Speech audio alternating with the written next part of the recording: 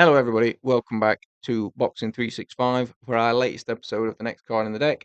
We're looking at our Raymond Muratalla and Andy Cruz fighting at the Fontainebleau in Las Vegas, promoted by Mr. Eddie Hearn and Matchroom Boxing. I have two things to say before we start. Okay, go on. Do you not think Fontainebleau sounds like a cheese? Yeah, or A cheese. an old man's aftershave. Oh, maybe from Avon. Yeah. Yeah. Second thing, we always forget to do this till the end of the video. However, please stick around before watching the video. Subscribe wherever you are on whatever device you're watching it on. Head over to TikTok. Check out our short form content, as well as Instagram, which is doing quite well now, getting lots and lots of engagement on there. Most of all, switch on the notifications so you see when our content gets released, as we are releasing more and more content recently.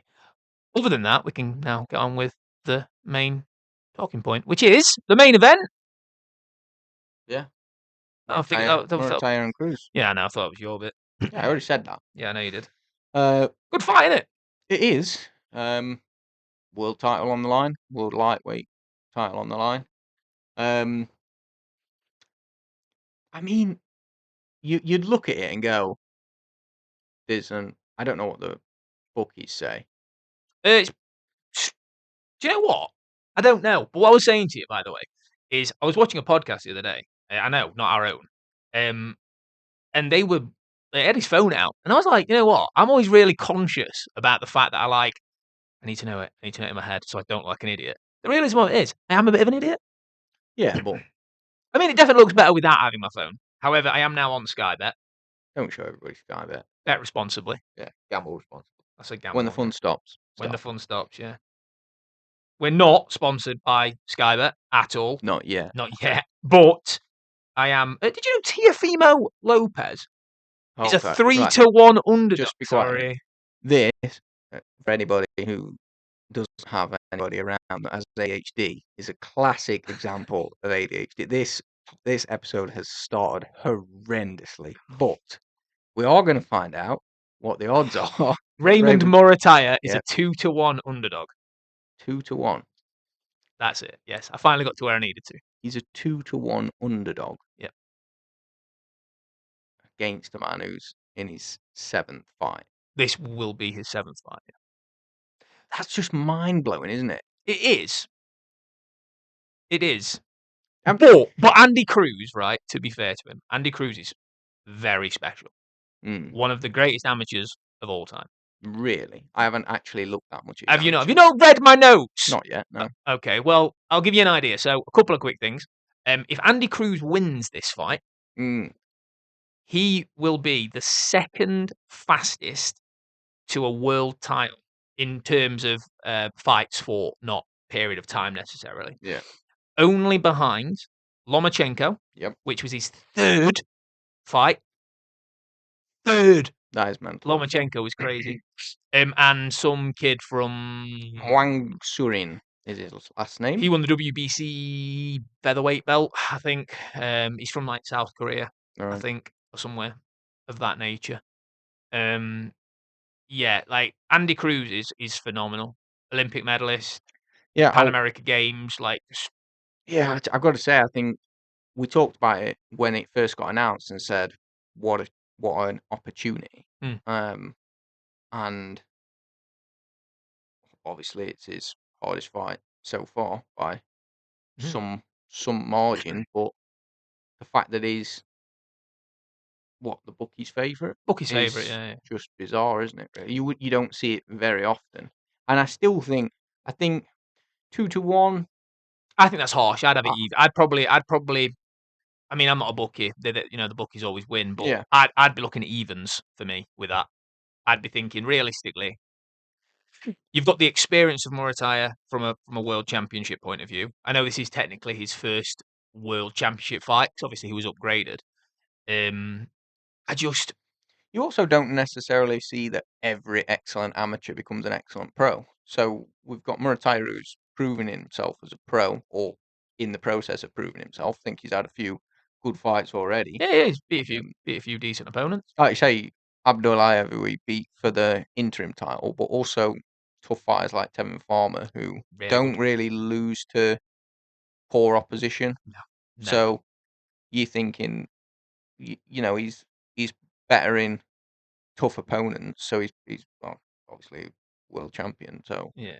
you sort of think, how could he be the underdog? But maybe that just speaks to how special Andy Cruz is, or could be. I really like Andy Cruz, and I think he's you tend to see with a lot of amateurs. We'll use let's use an example. We'll use Lewis Richardson as an example. British amateur. He's only recently turned over to the pros. He's in a process at the minute of having to not relearn, but he's having to go, right, okay, I need to take these little parts of my game Yeah, and develop this part of my game now. Professional, not an amateur. Pick your shots a little bit smarter, understand when to plant your feet.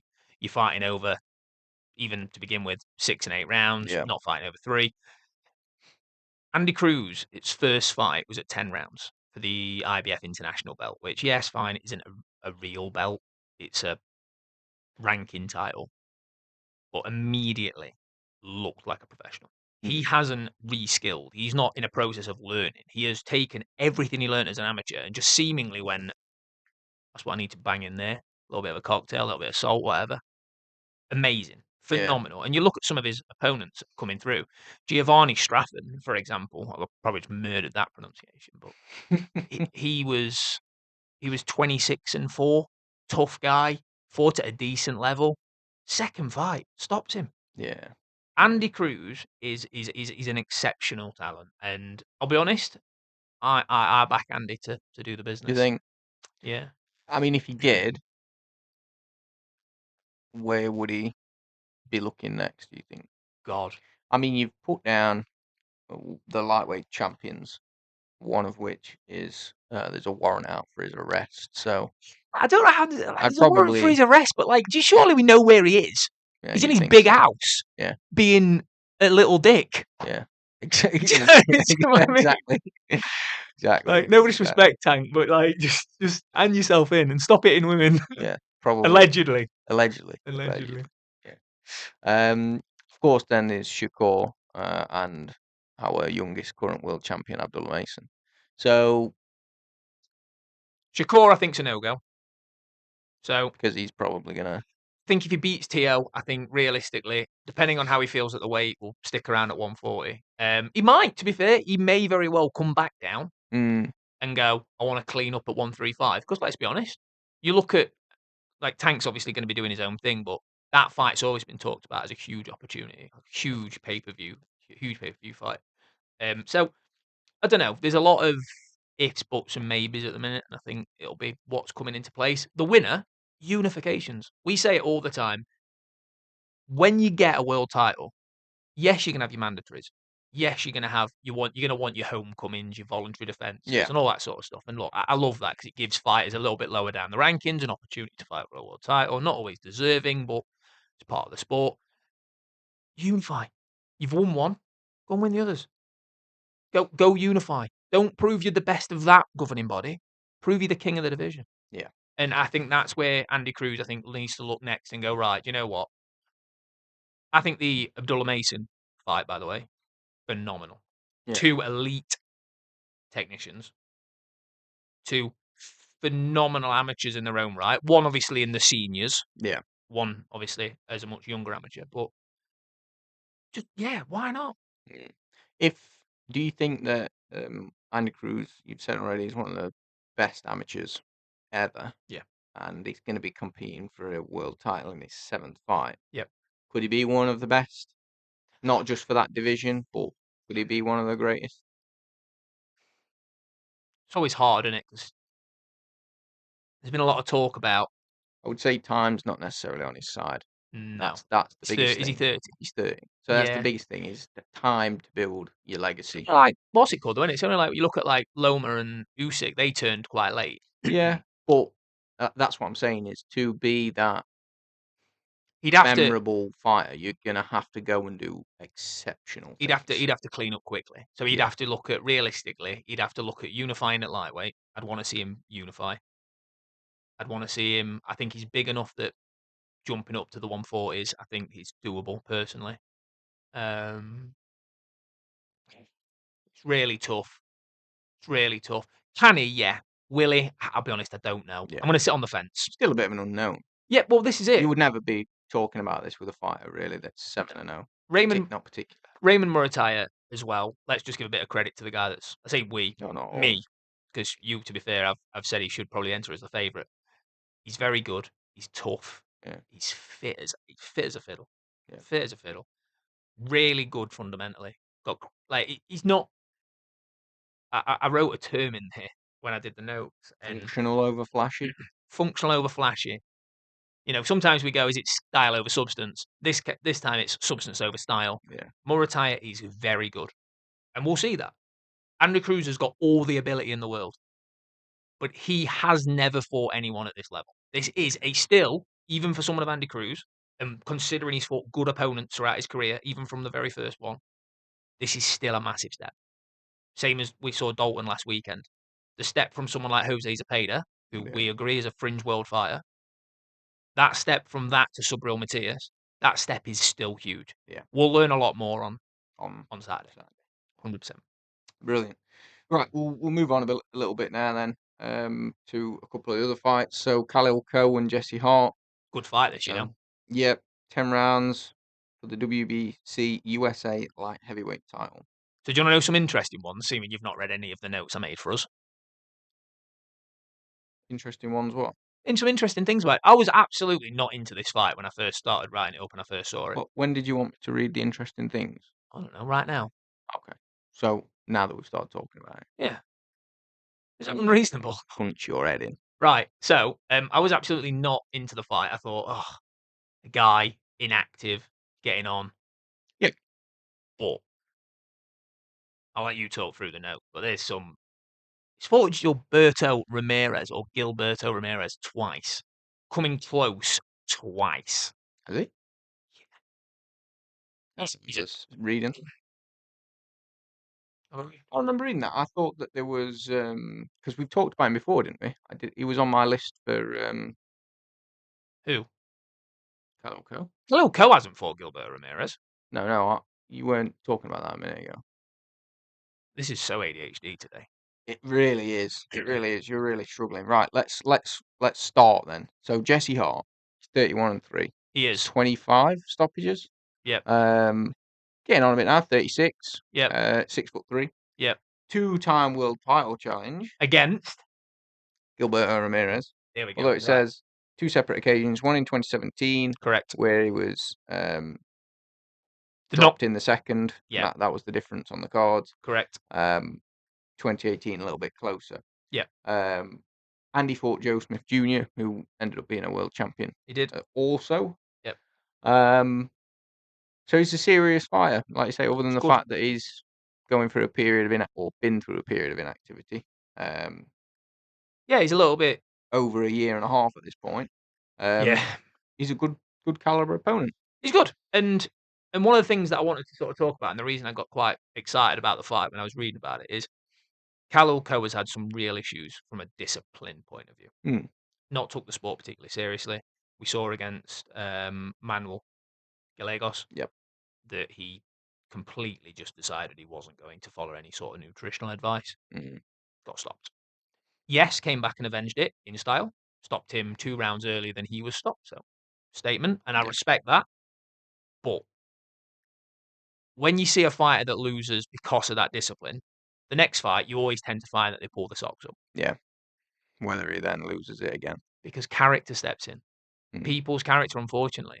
You can, it's like when you're at work and you get told off for being a slack fuck.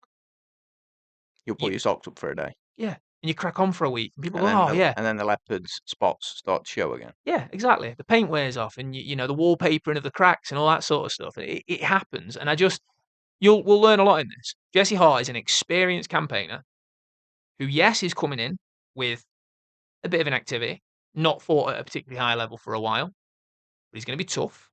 He's going to be fit. He's going to be game. So if Jesse Hart wins this, he's back in the talk at light heavyweight of being in and around it. And he's not going to be scared of someone like Khalil Coe. Shared the ring with Gilberto Ramirez, who, bear in mind, was at super middleweight. Gilberto Ramirez was a huge 168. Yeah. I think there's an upset on the cards here. Yeah. I think so. Well, fair enough. I mean, I think if Calulco wins, it's probably time to go. Right. I need to keep stepping up now. And I talked about him before when he was on the list of the USA prospects. Start to take yourself seriously, or continue to take yourself seriously, depending on how this fight goes. Yep. And then hopefully find some big fights. But it's what's available as well, isn't it? A light heavy. People disappearing off to fight other people, and people leaving the division to go and fight other people for an absolute ton of money and make it a huge event. Fair enough, but there probably will be opportunities there, and Hmm. if your character's right, I think you'll take them. So I think it's never know. interesting. Maybe Jesse Hart will step into that light. Possibly.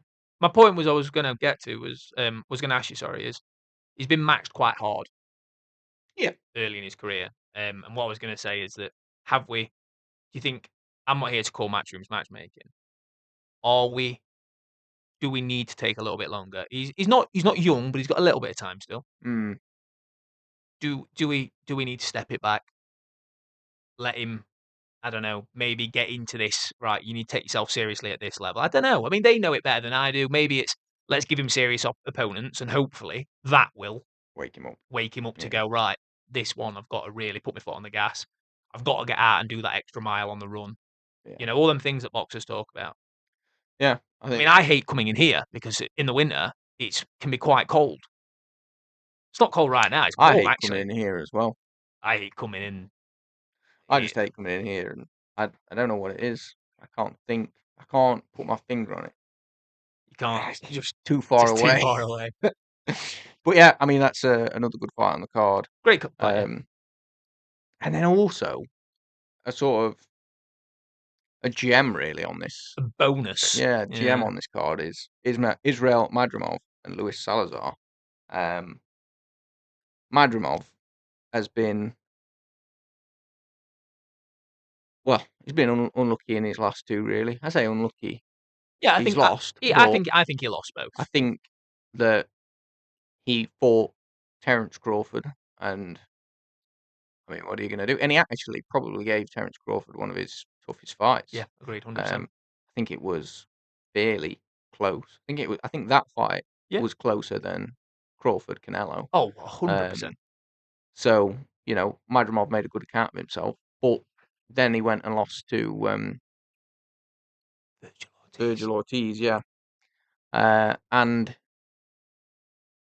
it's just where he needs to pull socks up and have another go, doesn't he? And that's it. But he's doing it.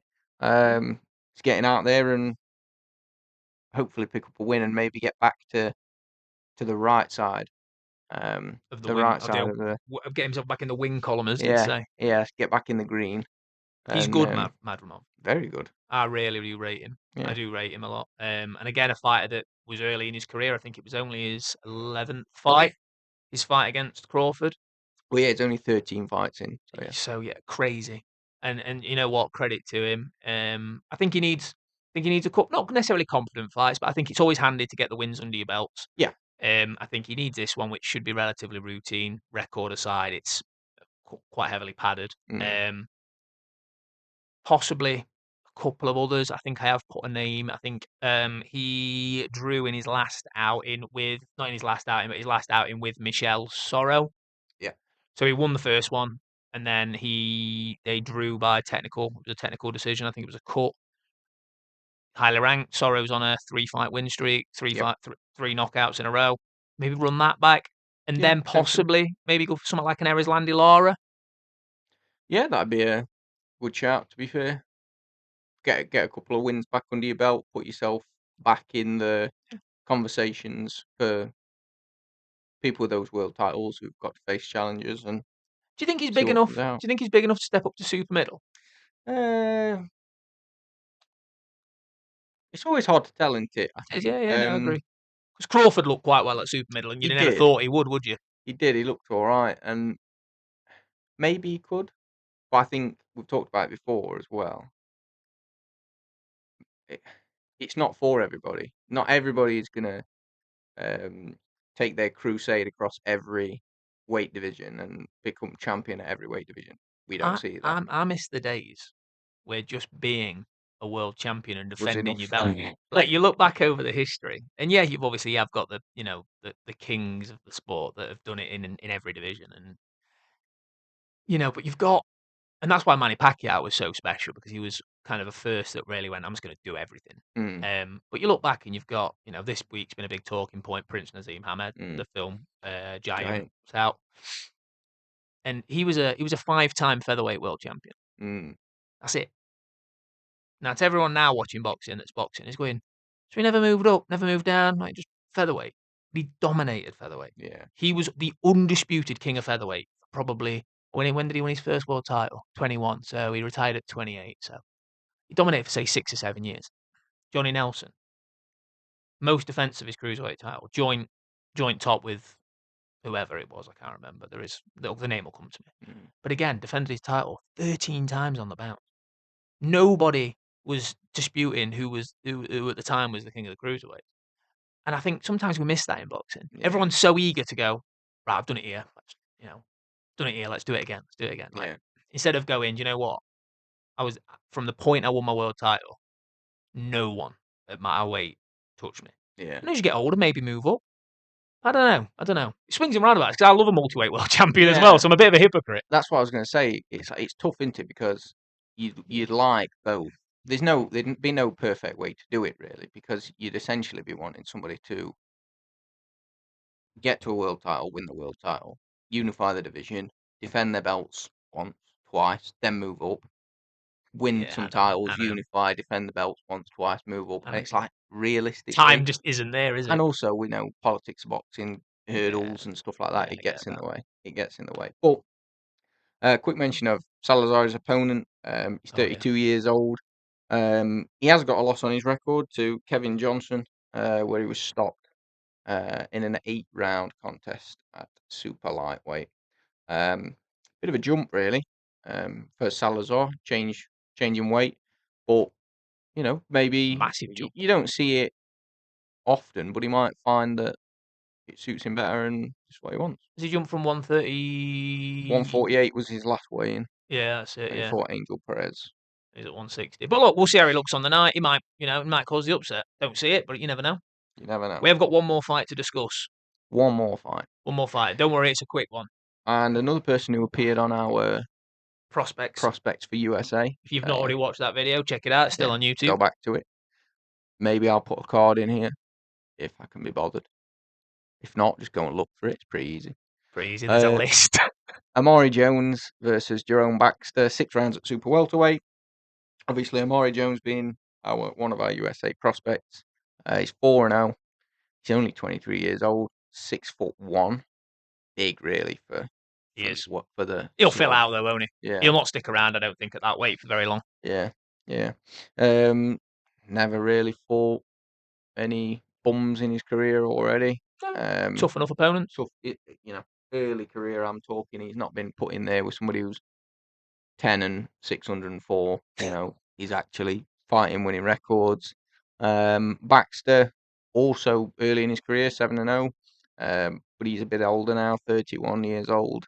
5'9", so it's going to be a bit of a Yeah, he's gonna be the shorter man. David and Goliath sort of feel. He's gonna have to get underneath that jab, and that's gonna be tough. It's gonna be tough for him. Yeah, it will be. I mean, from what you can tell, from what you've seen of him already, he looks good. Very good. He's explosive. Yeah. He's Yeah.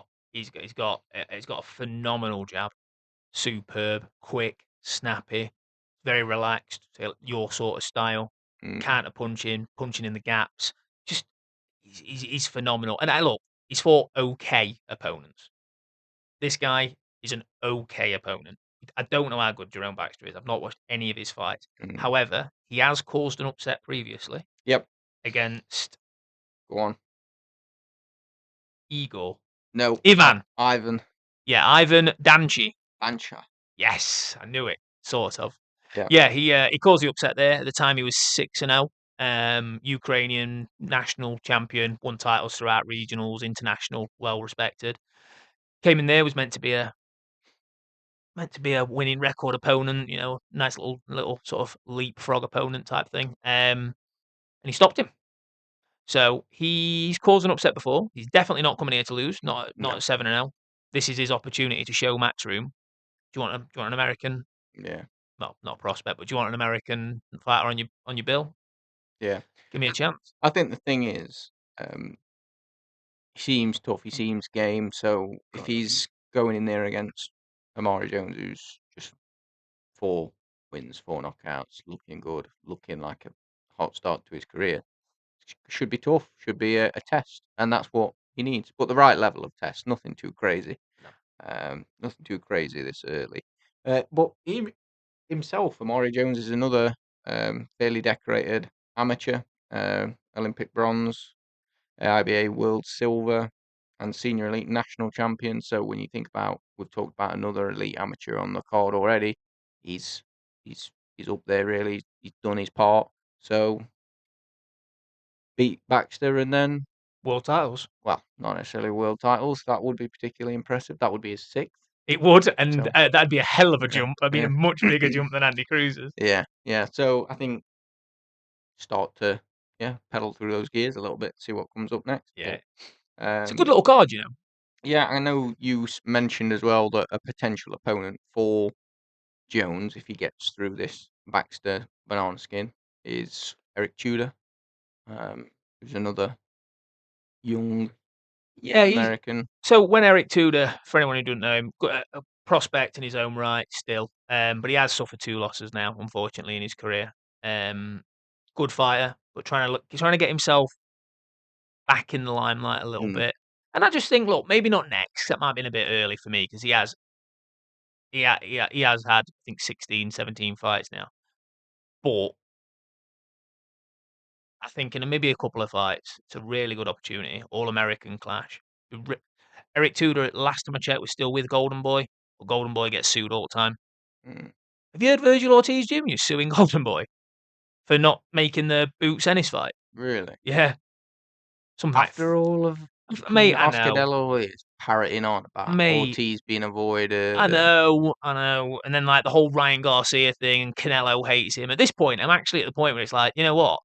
I actually think Oscar De La Hoya, as great as a fighter he was, he's a cock. You he's a can tell he's a fucking bellend, honestly. Anyway, so those are the fights that we're going to talk through in any detail. You've also got Zakine Moses on the card. Jorge Ruiz is also on the card. He is. In a fairly tough fight against Austin Joel as well. So good card of boxing. Yeah, very good. Plenty to go at. So We'll zoom through this. I'm ready. start with the winners then. I'm thinking about it. At the top, Muratalla and Cruz. I'm gonna go Cruz. I think he's special. Nice. Cohen Hart. I'm going for the upset. Jesse Hart. I see. Madrimov Salazar. Yeah, Madrimov. I think Yeah. Madrimov stops him early. And Amari Jones and Baxter. I think Jones is gonna have way too much. I think again another superb talent on the card for Matchroom. Yeah, I think I would agree there. What's going to be the fight of the night? Best thing to watch? I think purely on action, Mm, I'm gonna go Jones Baxter. nice. Baxter's gonna come to win. He's gonna come to fight. He's probably gonna look to engage with Jones, and if he's strong enough to engage, could catch fire that one. So that'd be one I want to keep an eye on. Nice. And a rating for the card? Like it. World title on the line. Good American prospects. You've got Madrimov on there as well. I really like it. Maybe it's a bit biased. I'd give it an 8. Yeah, I don't think that's bad. I think there's I think it's a good world value. champions on there. There's previous world title challenges on there. You've got a And former world champion in Madrimov. You've got all sorts going on. you got some up and comers. Yeah, no, I like It's it. good. I think it's a great card.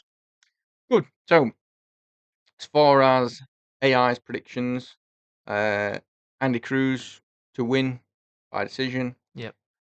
Khalil Ko late stoppage, Madrimov stoppage, and Amari Jones decision. Yeah, the Omari Jones decision is probably the only one I'd disagree with there. Do you think he's gonna? In like not disagree with because obviously I don't think Co might not be heart. I think that might be an upset. I'd pick my heart there. Pardon the pun. No, I think Jones realistically will get to Baxter. But if Baxter's tough enough, it could get interesting. Which is why I'm excited for the fight. Nice. Well, that does bring us to the end of the card. Please, as Tom said at the start, subscribe, like if you enjoyed it. Let us know what other stuff you want us to talk about, because we do this every week, give or take. But we do try to fill it in with some other videos as well. So let us know what you'd like to see. Put your comments down and make sure to head over to TikTok and Instagram. And we will see you next week.